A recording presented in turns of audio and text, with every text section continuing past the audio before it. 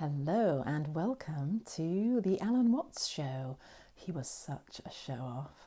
In fact, he's insisted that I didn't do the video just wearing black. Can you see this is how I started out the day? Black polo neck, black trousers. Oh no, that won't do. And I had to go up and raid my daughter's wardrobe to find something fitting. And here it is. It's brocade and pearls and oriental and a lovely bright sort of lemony colour. As I say, it's just not my style, but it's not about me today. It's about Alan Watts. Let's reconnect. At the weekend, I made some shorts from a video that I'd made, well, two videos actually, from a playlist that I made a couple of years ago, the Family of Light channelings, I called them. I know that people have a problem with that word. He's saying it's you that has a problem with the word. I think there's something of this, you know. He's telling me that I'm projecting. I have to remember that it's you know, it's difficult when you're spending time hanging out with psychotherapists and gurus who you can't pull the wool over their eyes. So yeah, I do project that I have a little bit of a problem using that word, and I don't want it to put people off taking me seriously. But here's what it is. Take a book, read a book, and find that you have questions about it. And in thought, in imagination, I ask those questions, or I carry on a little dialogue. Before I know it, I'm imagining what someone looks like when they're answering me back. I see their mannerisms, you know, their characteristics, and it's as though I am interacting with a living being. And it's all in imagination. So it's what Jung might call active imagination. I call it intuitive listening. And that's what I'm going to be doing today with Alan Watts, using this book in my own way, which is his autobiography. I hope that that's enough of a hook and that you'll stay with me.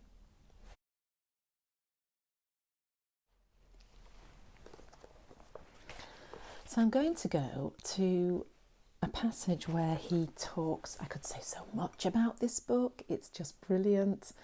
And I think there will be another video, because this bit that I've bookmarked here is the bit where he met Jung, Carl Jung, and that's a fascinating, well, I'm not going to give anything away, but it's not what I expected, I'll be honest. It's all good, but that'll have to wait for another day, won't it, Roy? This is where he's talking about returning from the East, so very, very quickly. Alan Watts was born in Chislehurst, Kent in 1915. He died in 1965, so he was only 50 when he died. His father was a missionary, so it was very much sort of Anglican. His background very much an English, you know, Kent suburb that he lived in, but he showed an interest in Buddhism, and he went to, I think it was the Theosophical Society, had a Buddhist lodge near where he lived. And so even in his teens, he became interested in that and became a Buddhist, then decided to travel. He went over to the East, learned a lot about Hinduism, Buddhism, Taoism, brought all that knowledge back to the West.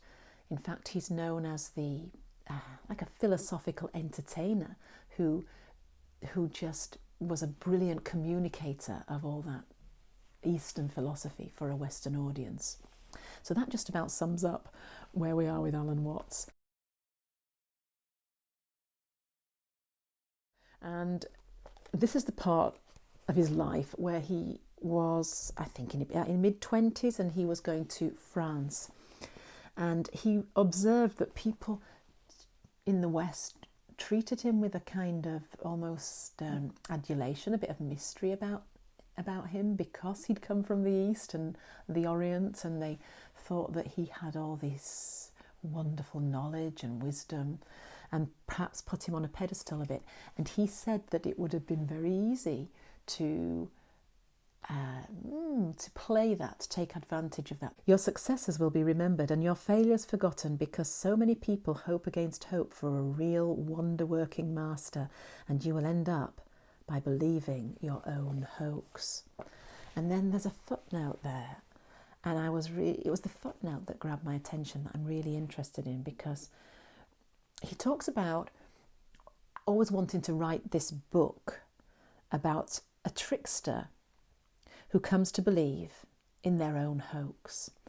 And as I was reading this, it made me think about so many parallels to what is happening today, especially self-appointed gurus and influencers on social media, and how they do have influence.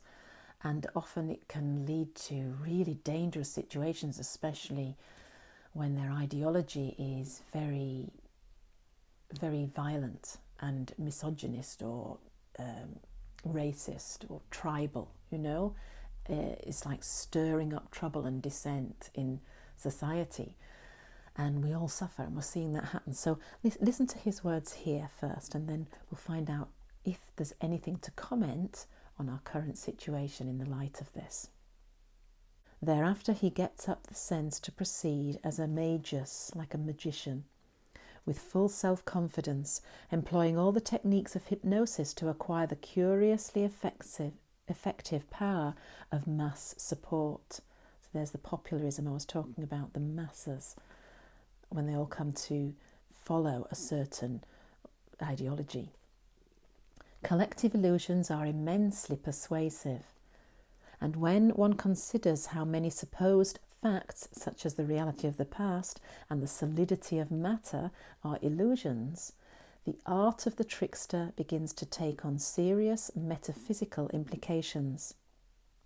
If what we call the real world of things and events is a collective projection upon a cosmic blot, the trickster could become a creative and even beneficent artist, suggesting that we project things in a different way.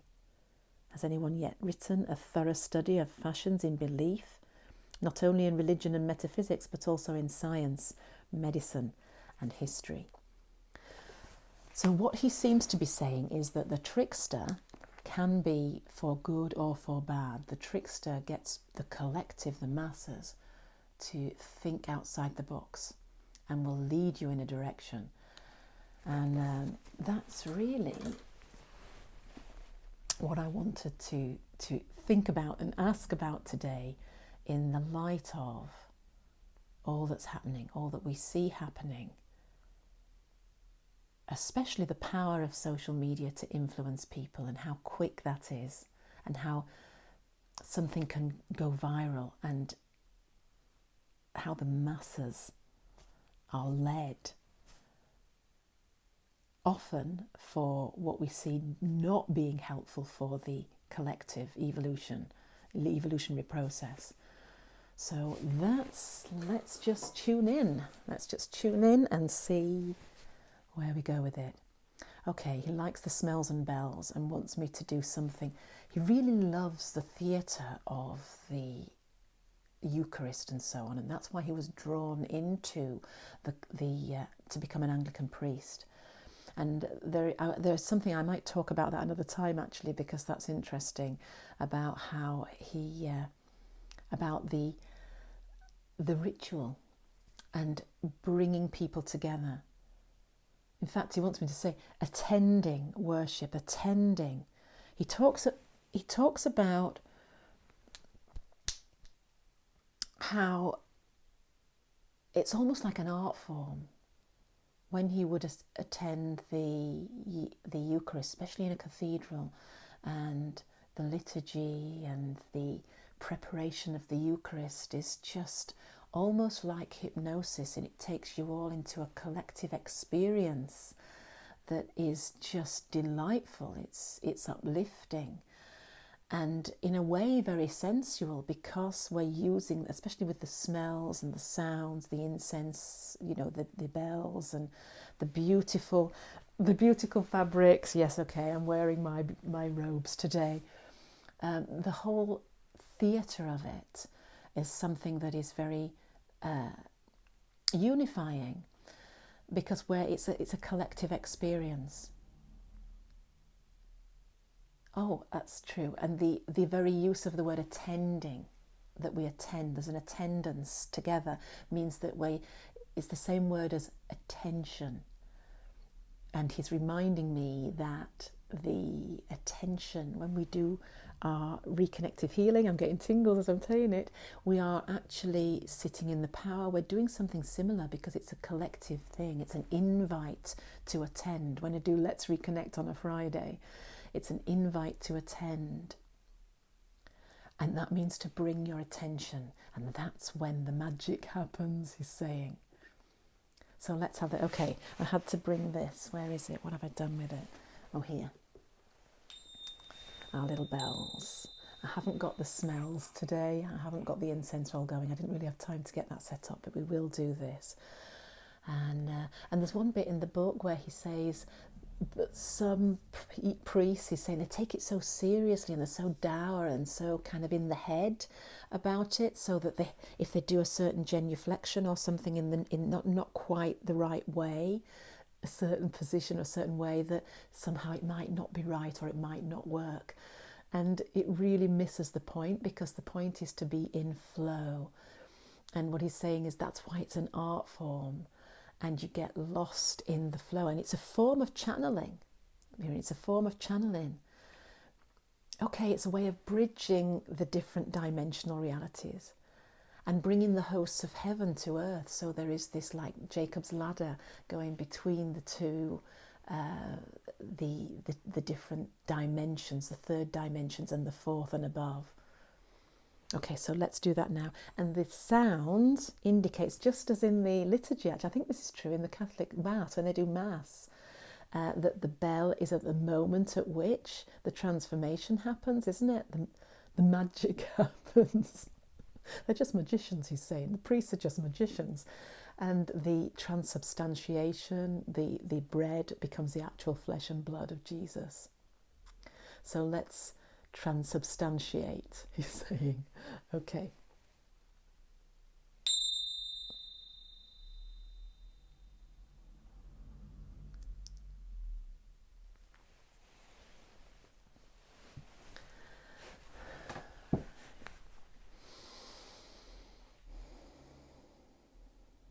So thoughts on the trickster. Oh, I can't say that. No, I'm not saying that. Okay, so what he's reminding me of is this morning when I was walking the dog, I went to, there's a little, where the path leaves the main road, and then you go into the little wooded area, but it's still a footpath, and there was some dog dirt, right? So somebody had let their dog foul, but it was right in the pathway.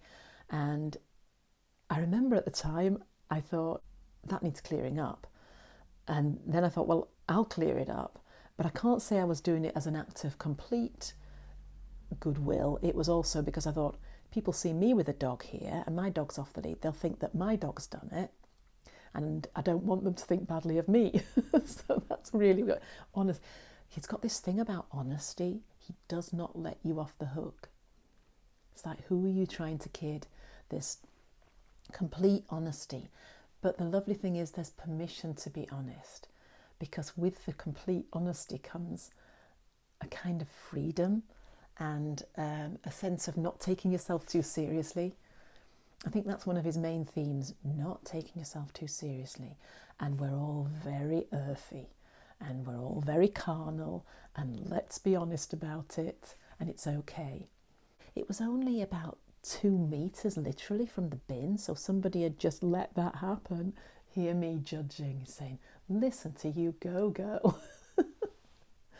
How quickly we judge. So I got this leaf and I picked it up in the leaf and I put it into the hedgerow. I thought, well, there it can go, over there it'll be fine, it'll just decompose. And he was saying at the time, because the conversation in my head was starting then, that this is the way to think of the trickster. Brings something to your attention, makes you aware of the, okay, dog dirt, he didn't use that word. And so when I just said the trickster, he said he put that word instead of trick in front of the ster. I think you know where I'm going with it. I'm not going to say it. I'm not going to swear. But the point is, he's saying that the tricksters play a role in society, and they bring the stuff, let's just use that word instead, you know the word he's using, to our attention. That's their role. And then we have a choice. What do we do with it? Do we walk in it so that we actually end up leaving a trail? Wherever we walk, we're taking the stuff, we're spreading the stuff, yeah? Spreading the dirt so it gets everywhere and messes everything up? Or do we clean up? Because we recognize that we see it for what it is and we don't want it there, and we're making a choice that we want to change that. We want to adjust it somehow.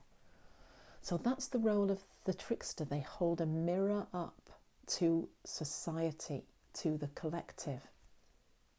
But you see, what if everyone seems to be spreading the stuff? What if that seems to be happening? Because, God, it does seem to be happening, doesn't it? You're only getting part of the picture, he says. The tricksters are very good at being loud. They love the limelight. They love to shout about what they're doing.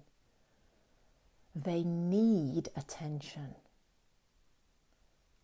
They need the ego being fed, and it doesn't matter if it's adulation or if it's, if it's criticism, if it's hostile, if it's hate. They don't care because it's passion. Just as we've already said, he's reminding me that the last time we did one of these channelings, he was talking about the drama of life. We're addicted to drama.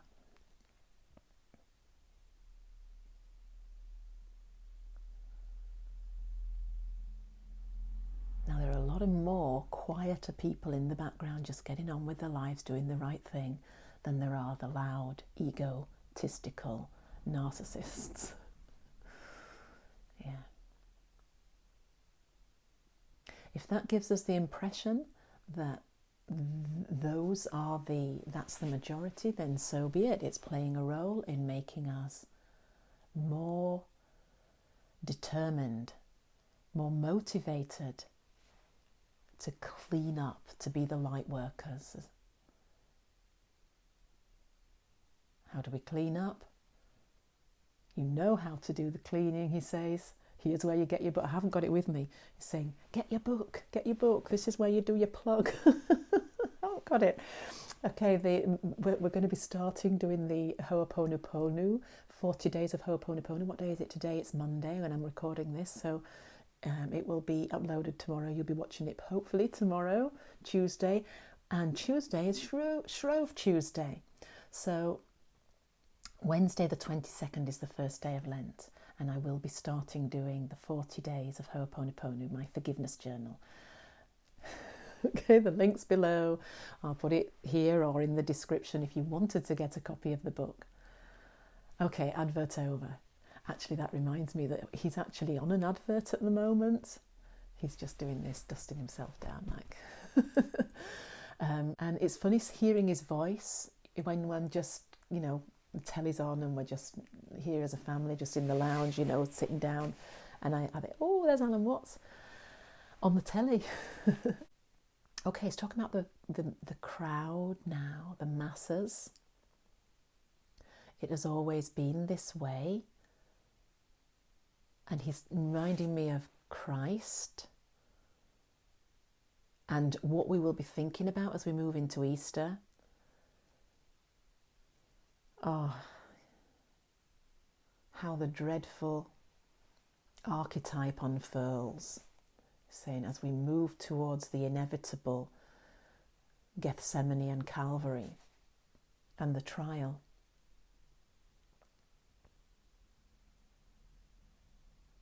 So the crowd were calling for Barabbas to be released, even though hours earlier they were laying down palms, they were worshipping him, they were adulating him. Jesus, he means. How quickly things change. And yet, we shouldn't be so quick to judge, because it's not the soul's choice.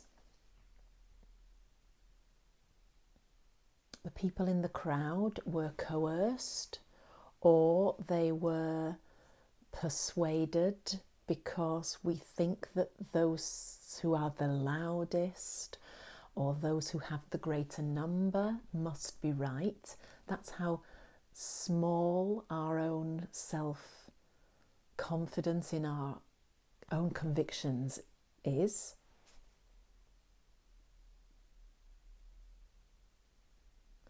Moments later, many regretted that decision. They will have returned home with heavy hearts, for they knew that there was an injustice, that they were caught up with the spirit or the animal. It almost becomes an animal, the mass hysteria, he's saying, is like a beast that can't be tamed. And the tricksters whip up the energy to the point of hysteria. They want you to believe there's a threat. They want you to be in indignation, hostile indignation. And the innocent are silent.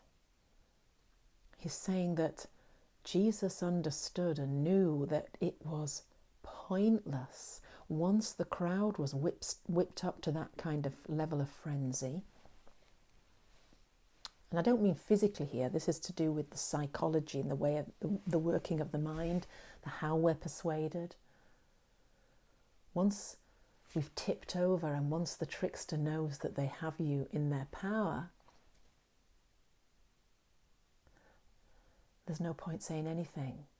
And so it's recorded in history, in the Gospels, that he just stood silent before his accusers.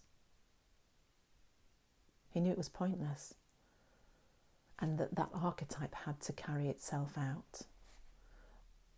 He's talking about the archetype of the Christ. So he came to model the archetype of the Christ, and in a sense it was preordained, it was a priori in terms of his soul's purpose. So we too, who follow Christ, run that archetype. This doesn't bode well. This doesn't sound like it's good news in terms of what's going to happen in our world then. Popularism has wreaked havoc on our political systems, the leaders that we have who are not fit to lead, the way that we are ignoring the cry of the earth to take seriously ecological problems.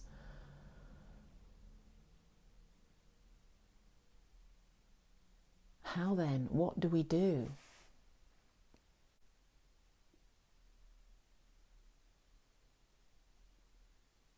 You're forgetting how the story ends, he says. Christ is king. Christ is victor. There must be death for there to be resurrection.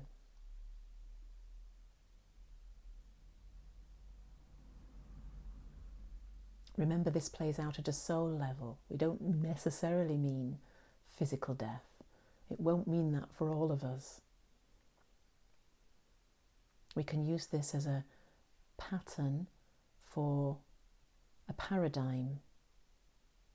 There will be the death of the old paradigm and then a resurrection. Humanity will survive, but humanity will be transformed. You play an important role in this evolutionary process when you hold on to that vision.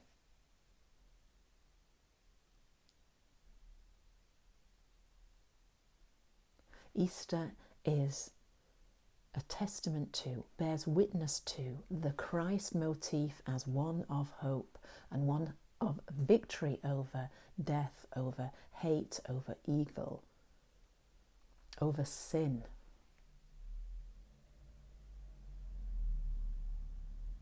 The liars are silenced.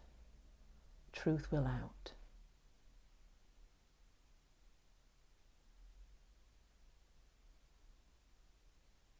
The deceptors are silenced. The deceived will lament.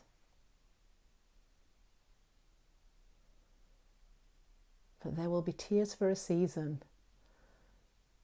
and joy comes in the morning. Well, he likes to play on words there. He's saying joy comes in the morning, as in the new day and the dawning. Yeah, but also in the morning itself, there is a sweetness to the grieving as we release the old paradigm. Wow. Okay.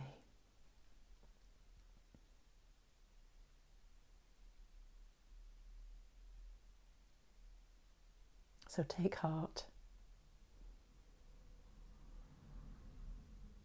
Party while it's dark, he says. Party while it's dark. That's so Alan Watts.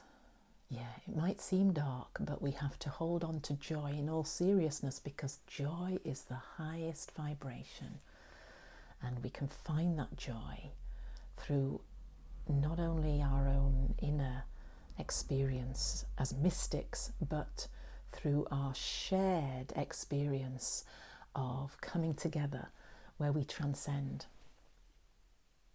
And we taste, we have a foretaste of heaven. We have one foot in both camps. Yeah, we talked about that before, haven't we?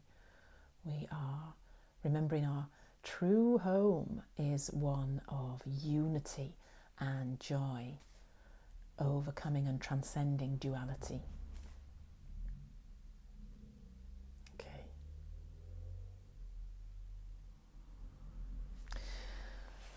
Wow, well, thank you. Thank you for that message, Alan. That was quite something. I just love the way we can just go back into this. Just as we said about the power, we sit in the power. And then when we come back to it, we take up where we take off where we left off. We take up where we left off. We don't have to start from ground zero again. And it's the same with the information. So we can just come and receive wisdom and the knowledge. And yeah, if there's anything that you'd like to hear about, this has just come to my mind to ask, so I will ask anything, any particular theme or topic, then let me know in the comments, and we'll sit in the power and we'll ask, and the teachers will come. Our family of light will oblige us, and we'll learn together as we continue to journey. Okay, have a good day, take care, and I'll see you again very soon. Bye for now.